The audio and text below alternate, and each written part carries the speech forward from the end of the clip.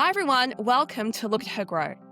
On this podcast, we interview Christian experts on content that's relevant to mums and women. We're your co-hosts, Yana and Devon, and our prayer is that you thrive in every aspect of life. Please go and join our community on social media, be a part of the Look at Her Grow family, and we truly hope that you love this episode. We're about to jump into an amazing conversation with qualified psychologist Nikki Nucifora about marriage after kids. Now, this is only part one of the conversation, so if you love what you hear today and you want to hear more, make sure you go and find part two. We dive pretty deep into this conversation, so please keep in mind that the content in this episode is for general information only and shouldn't be taken as professional advice. Everyone's situation is different, so if you're struggling or you need support, please reach out to someone qualified, like a psychologist, counsellor, or GP. All right, let's jump in. Hi, Nikki, thank you so much for joining Dev and I on our Look at Her Grow podcast. We're so excited to have you here today. I actually found out from Dev before we had our little recording chat that you live in Cairns. I do. Amazing. So amazing. For some reason, I thought you were in Brisbane, and then when I had Cairns, I was like, oh, incredible. What's just kind of out of curiosity, because where I am right now, it's a bit stormy and it's very, very humid. But what is the weather like in Cairns at the moment? Ridiculously hot. We're bracing ourselves for the monsoon season, but our rain hasn't come yet, but you can feel it's coming. It's gross outside. So I'm very happy to be in my air-conditioned office at the moment. And I will be in the aircon until this afternoon, and we might venture outside then. So yeah. Yes. Yeah, lovely. Yeah, I was thinking, it feels muggy here, but I'm fairly certain in Cairns it's going to be far, far worse than what I'm experiencing. Wow. Okay. Mm-hmm. Can I just say, I don't know how you ever did pregnancy in Cairns. When it's hot, I literally feel like I'm going to get heat stroke as soon as I step out the door. When you're incubating, it's just, I don't know how you did it. Did you just hole up in your house and not leave? How did you manage that? Yeah, pretty well. And just frequented a lot of the creeks and things. The waterfalls are really icy cold. So I would just, that's nice. Stick myself in these, really freezing cold creeks to survive. And I swear I just look like this big 9 months pregnant, rolling around in the creek there. I love that. Anyway, I survived, honestly. And I feel like I just lived in gym gear, and I would just go and wet myself with the hose or something if I got overwhelmed, and then just sort of let myself stay wet, because it was just the only way I could survive. It's horrible. It's not ideal. Yeah. No, wow. That's you have to be a particularly strong human being, I think, to get through pregnancy. Yes, I think so. That's insane. Nikki, give us a little bit of an overview of your vitals. A little bit about your family and a little bit about what you do. Yeah. So I am, first of all, a mother. I'm married and I have 3 children. So I've been married for 13 years to my husband, and I have 3 kids. So 7-year-old girl, 4-year-old boy, and a 20-month-old girl who is what I call my firecracker. She's the most assertive human being I think I've ever met. She's very strong-willed, but she's beautiful. I know she's going to be I don't know, what's the word? Significant woman in the future, a leader. Yes. At the moment, she is. She wants her thing and she wants it now. I got 3 kids. I've been married 13 years. I am a pastor of a church here in Cairns as well with my husband, who's the lead. We're lead pastors here, so we carry that. And I'm also a clinical psychologist, so see clients on the side at the moment. It's was full-time before kids. It's more of a part-time situation now, but love my job, love pastoring, love being a mum, so I do all the things at the moment. I love that. That's an amazing that's a beautiful spectrum of serving people in lots of different ways and in lots of different capacities. I really, really love that.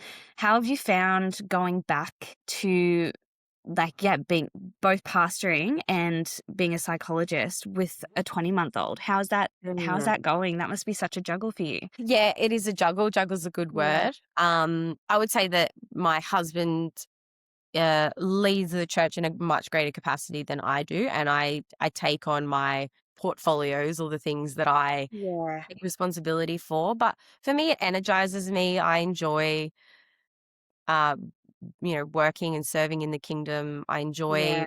going to the staff meetings and being involved in things. So, my littlest has just come along with me until she just Aw. couldn't anymore. And now she does a day of daycare and is loving it and thriving there. Oh, Beautiful. But, for a long time, she was just in the office with us. And, our workplace and our church staff just make room for the kiddies to just be a Aw. part of it. So Yes. some of the others have got babies in there too. And we're just like rocking there, trying to talk and Yeah. wrestle out ideas. It's life, but it's I good. love that. I love Yeah. that.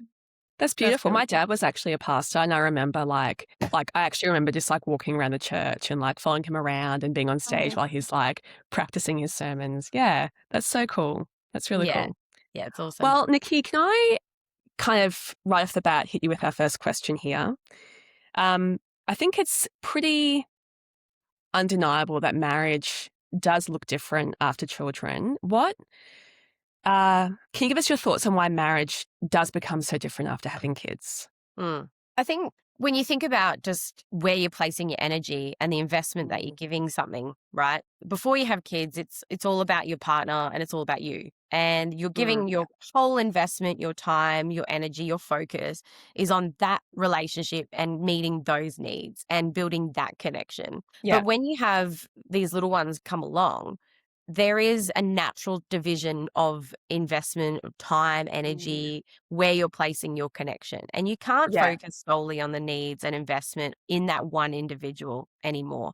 So things are going to shift and change in regards to just the amount of time and energy and I guess the frequency of needs being met. Sometimes there's a little bit of a delay in Yes. in those needs being met between spouses and things like that. So I think that I think it's just that natural division. You've got more little lives to look after, more needs to meet. And so Yeah. Yes. naturally things shift, things have to change on both sides. Yeah.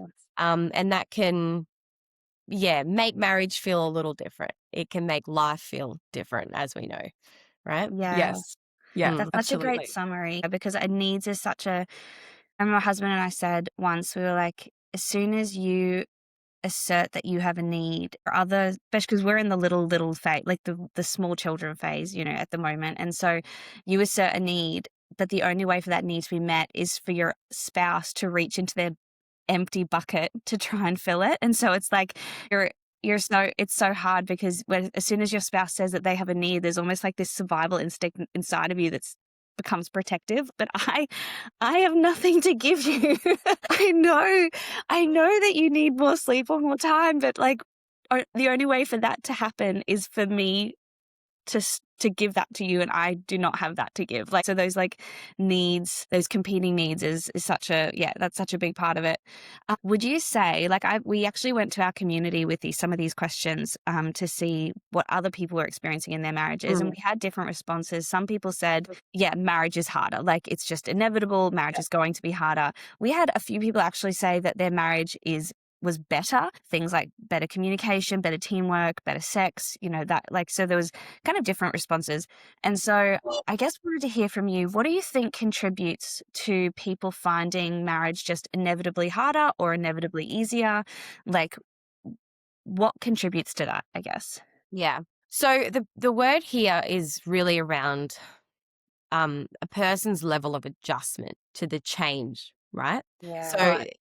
and that can be contributed, or it can be that their level of adjustment is determined by their internal qualities or their internal resources. So it could be their own regulation skills, it could be their own communication abilities, it could be their own problem solving skills, it could be just their general level of resilience.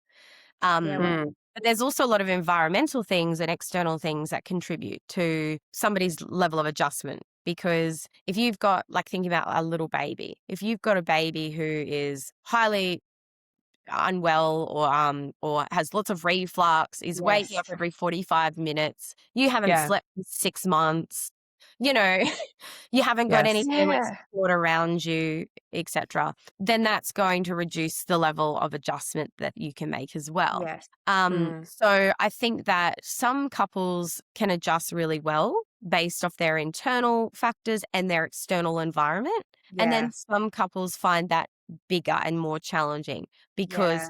they have, those internal or external things are a little lacking. Yeah. So everybody's experience is different. Some can say, it's the best and I'm thriving and we've learned how to communicate and we're having great sex and, all of that. Mm. And that's really great. But you can't compare because there are differences in sometimes those external factors that you just cannot control.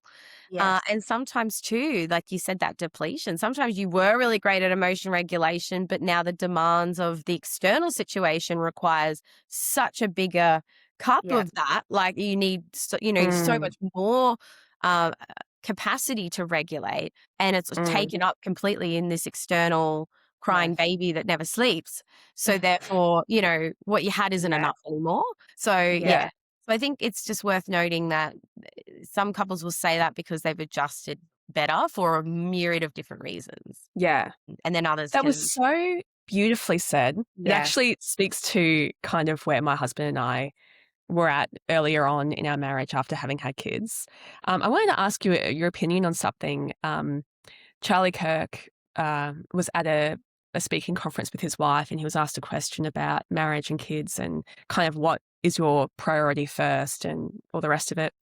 And he gave an opinion on the marriage covenant being the only other covenant that exists outside of your relationship with God, and that covenant is something that requires your time and your energy and your focus before you begin to feed into your children. Because when that's tight, when there's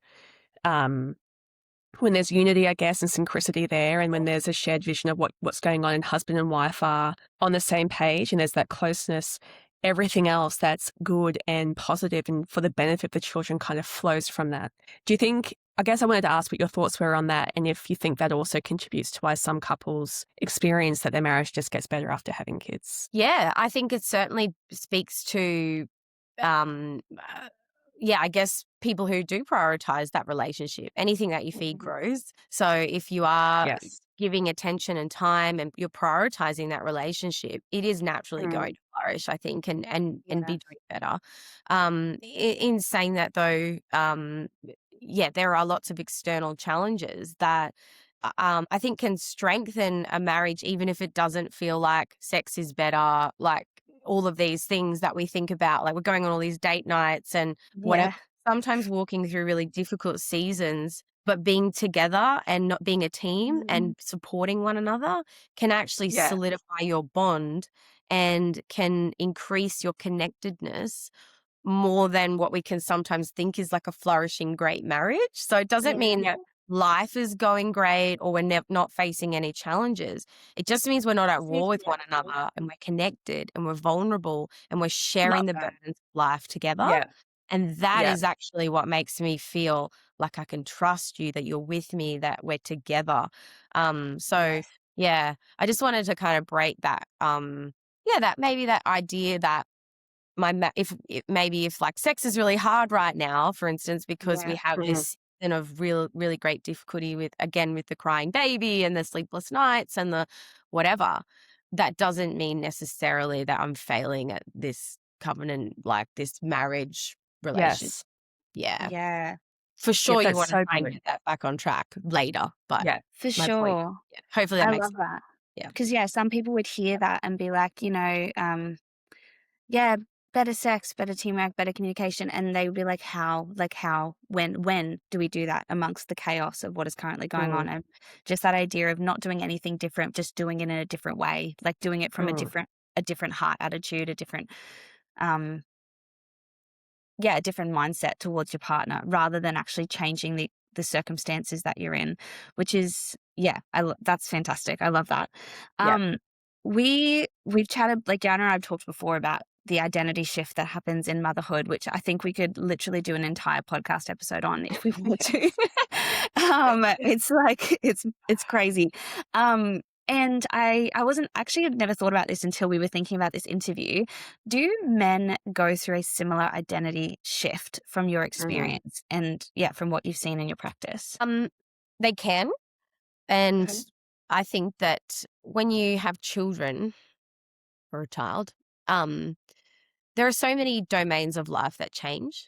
Yeah. Okay, so for women particularly, your occupational space, often women will leave the workforce, they might Mm. become part-time or not work at all for the season that their kids are young, or might stay out of the workforce indefinitely.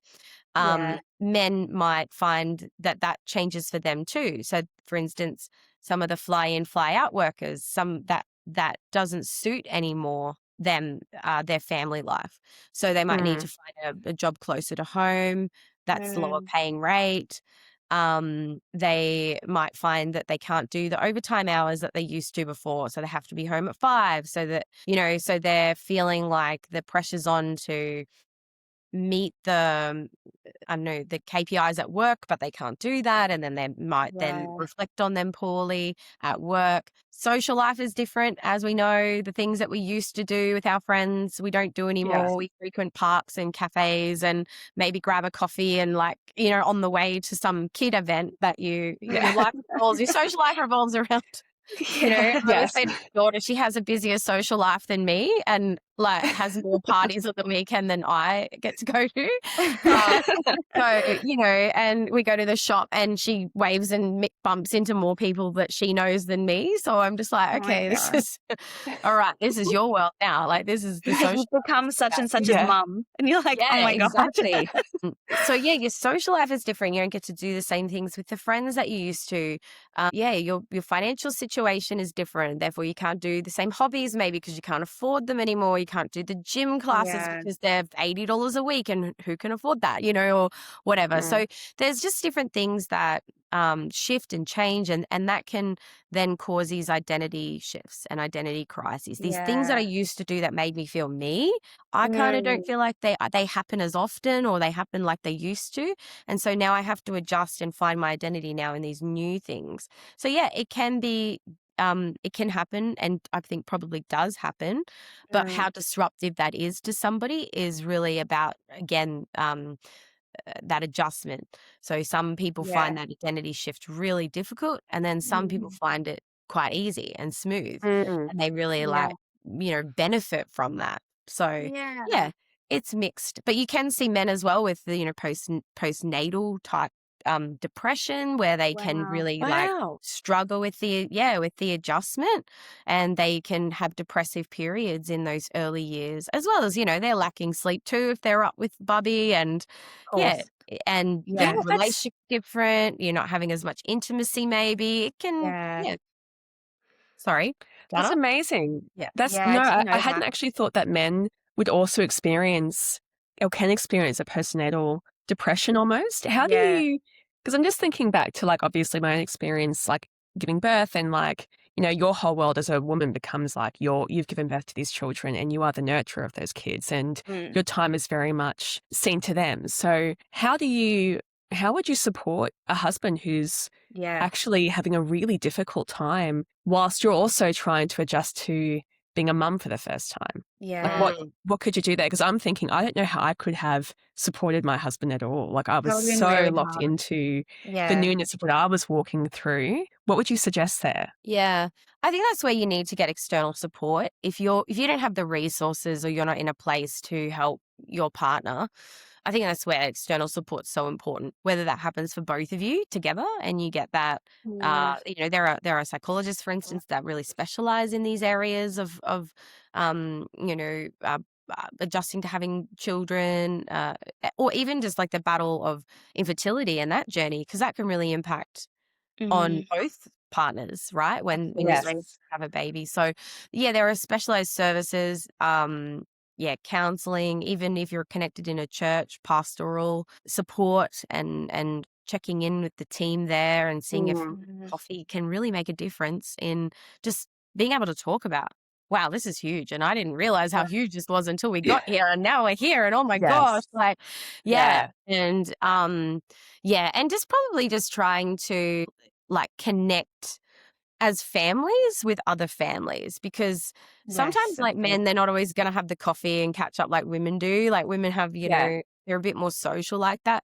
But if you have Mm, the families over, the men might naturally connect over the barbecue and talk about parenting or how, you know, yeah, yeah, Mm. like they might see a kid having a tantrum and relate over that, you know, or something. Oh yeah, my kid yeah, does that too. And it just Mm. normalizes, you would know when you connect with other women, it just normalizes a lot of experiences. Yes. oh, And I Yes, think so totally. much. sometimes the men just need that too. So Yeah. yeah.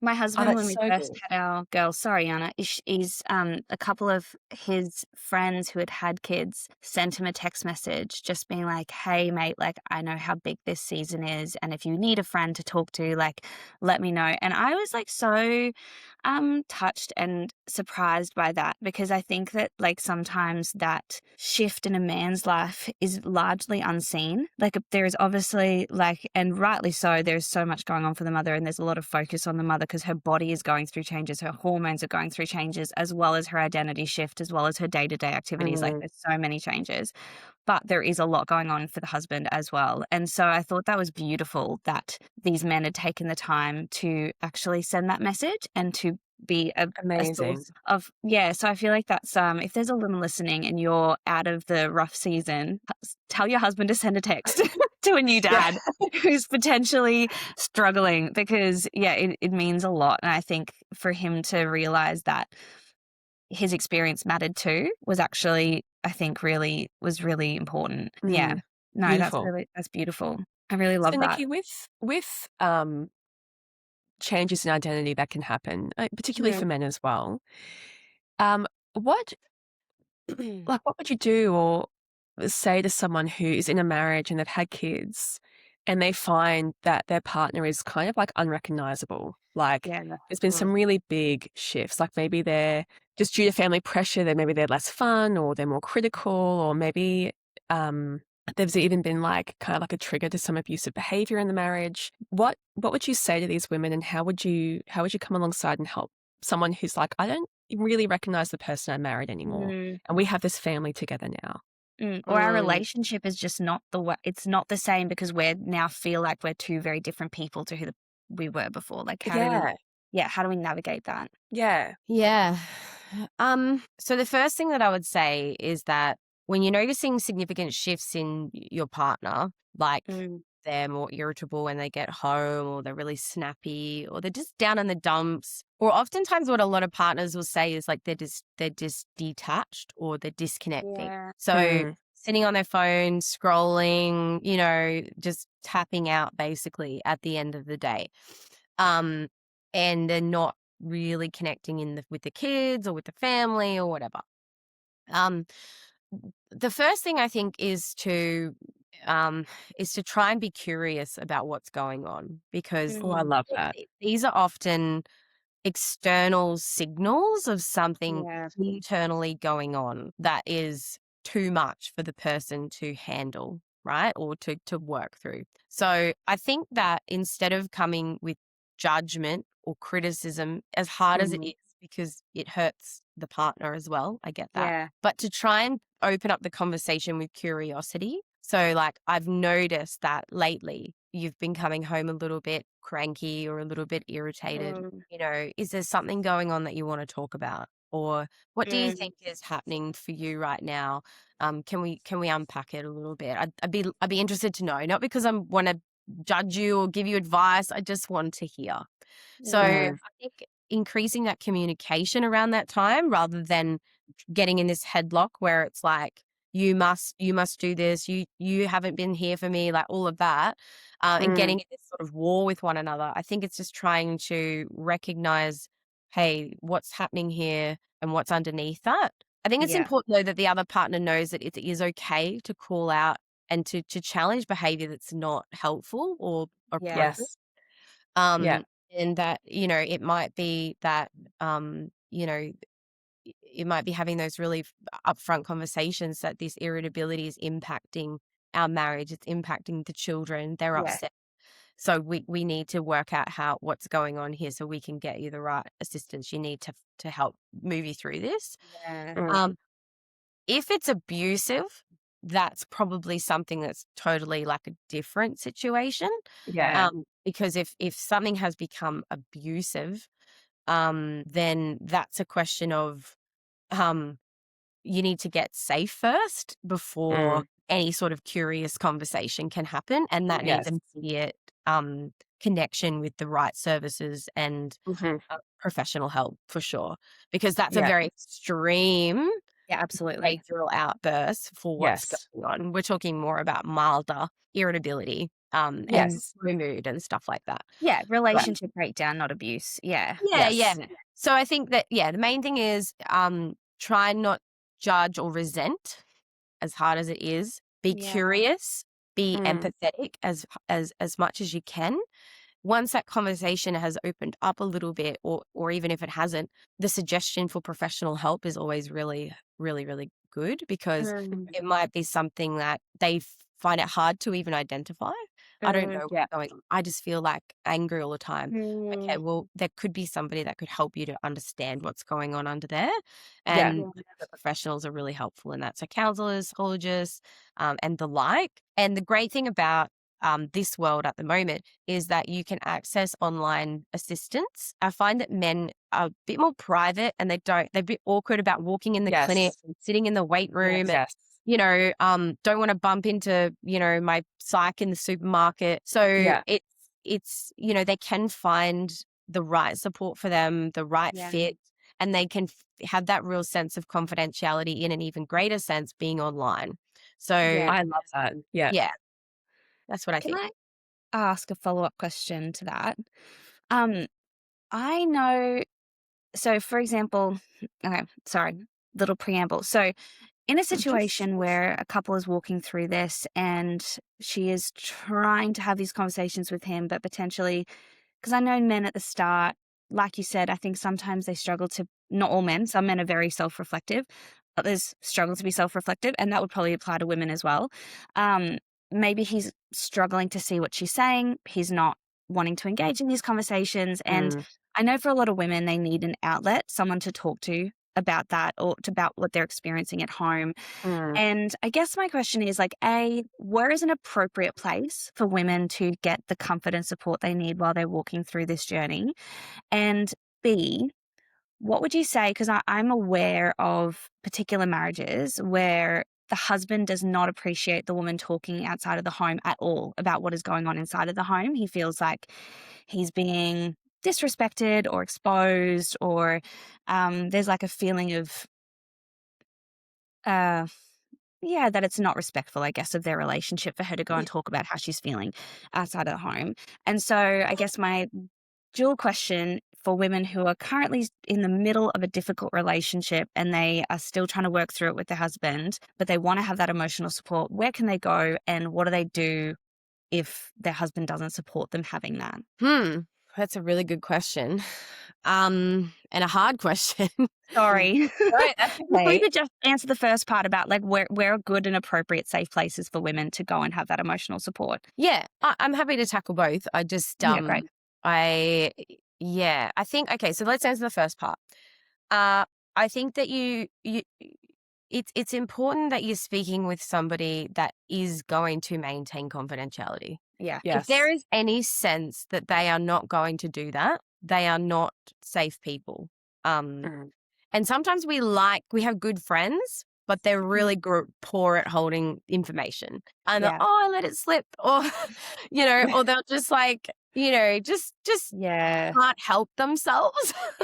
Mm. And we just like, look, I love you. Let's have a coffee and we'll talk about general kid stuff. But if this is Yeah. deep stuff, I'm just not going to share that. Obviously, talking it through with a confidential counselor or psychologist is one of the greatest spaces that can happen, because there's no emotional connection to your husband.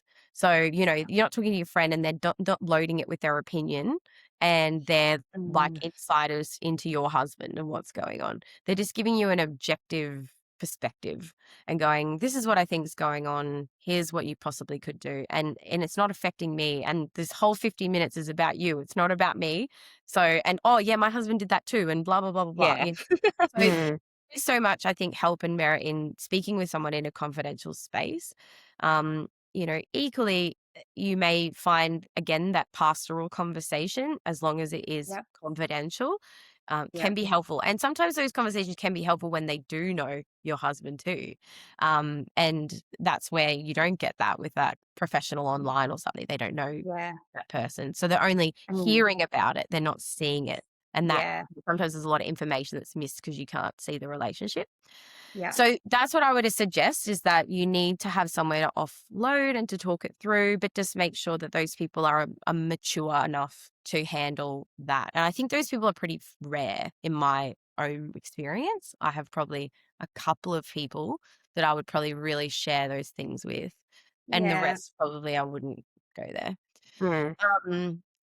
Now, not allowed to speak, or like feeling vulnerable at this idea of not being able to, or the husband feeling vulnerable that you're sharing information with other people. I actually think that that can be a dangerous position to be in, because the problem with that is that it is a little bit of a control situation. Okay. Yeah. So I don't want anyone else to have input or any insight into what's going on here. And like, I'm not allowing you to go and then get outside opinion into this. And it can be because, it can be early indicators of control, if I'm being Yeah. honest. Okay. Yeah. We Well, need good to know. to be really mindful of that. That's Yep. actually something that I would encourage, you know, the woman to probably, chat with a GP even about it. Like, if GPs are sometimes a good spot where you do have those natural, confidential spaces to, Yes. and just Yeah. get their thoughts on it. And, you know, explore how you could have a confidential conversation with a professional potentially. Yeah. So I guess, oh gosh, I think that what I'm trying to say is that I don't think it's healthy for that to be a demand. I think that actually it says more about an unhealthy dynamic in a relationship, and that healthy relationships do ask for external support, and they do ask for external voices. And that if that's the case, I think then it's about a conversation about what's healthy. Because sometimes, you know, if it's not a control thing, it's more just like, this is what my mum and dad did, and we never opened up and talked about things to other people, and it's just a culture that we have. Well, let's talk about what we want to build. We have a mutual goal to build a healthy marriage. So therefore, what does that look like? Well, I think healthy marriages actually get the right input. I'm not saying we want to talk to everyone, but we want to get the right input. So I hope I'm being clear there, that it can sometimes be like, oh, that's probably not good. You're not allowed to share, but at the same time, if the goal is for healthy marriage, they should be able to have a conversation and then change that behavior. Yeah. So Great. No, that's a really great summary. Amazing. Yeah, absolutely. That answered my brilliant. question fantastically. Hey, this is the end of part 1 of our chat with Nikki. I know we've ended on quite a serious note, but I promise the conversation gets very fun in part 2. We chat about keeping the spark alive, navigating parenting styles, how to have a culture of appreciation in your home, and so much more. So make sure you jump in and listen to the rest of our chat. I hope you loved this episode, and I'm so glad that you joined us.